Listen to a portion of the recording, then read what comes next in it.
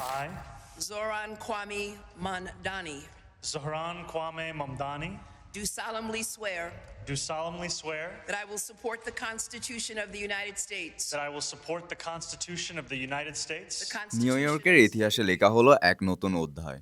প্রথমবারের মতো একজন মুসলিম এবং একজন দক্ষিণ এশীয় বংশোদ্ভূত নেতা নিউ ইয়র্ক নগরের মেয়র হিসেবে শপথ নিলেন। 34 বছর বয়সী জোহরান মামদানি শপথ গ্রহণের জন্য বেছে নেওয়া হয় নিউ ইয়র্কের ওল্ড সিটি হলের নিচে অবস্থিত একটি পরিত্যক্ত সাবওয়ে স্টেশন, যা এই ঐতিহাসিক মুহূর্তকে আরও স্মরণীয় করে So help me তোলে। God. so help me God. Congratulations, Mr. Mayor.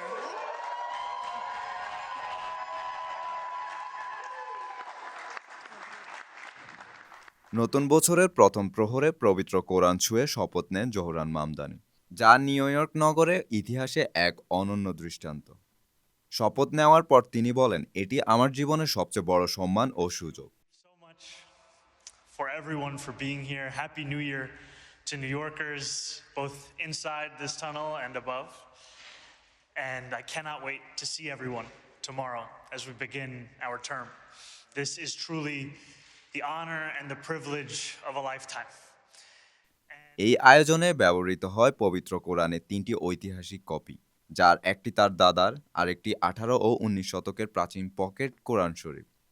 শপথ গ্রহণের সময় পবিত্র কোরআন হাতে ধরেছিলেন তার স্ত্রী রমা দুয়োরাজি, আর শপথ বাক্য পাঠ করান নিউ ইয়র্ক স্টেটের অ্যাটর্নি জেনারেল লেটিসিয়া জেমস।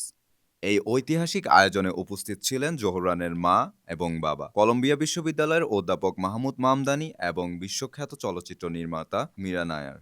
এই শপথ কেবল একজন মেয়রের নয়, এটি নিউ ইয়র্কের বহুজাতিক সংস্কৃতি, সহনশীলতা এবং মুসলিম জনগোষ্ঠীর দীর্ঘদিনের অবদানকে আনুষ্ঠানিক স্বীকৃতি দেওয়ার এক ঐতিহাসিক মুহূর্ত। Administration that will take seriously the responsibility and the opportunity we have to make this streetscape and the public transit of the city we call home the envy of the world. শিকড় TV, Canada.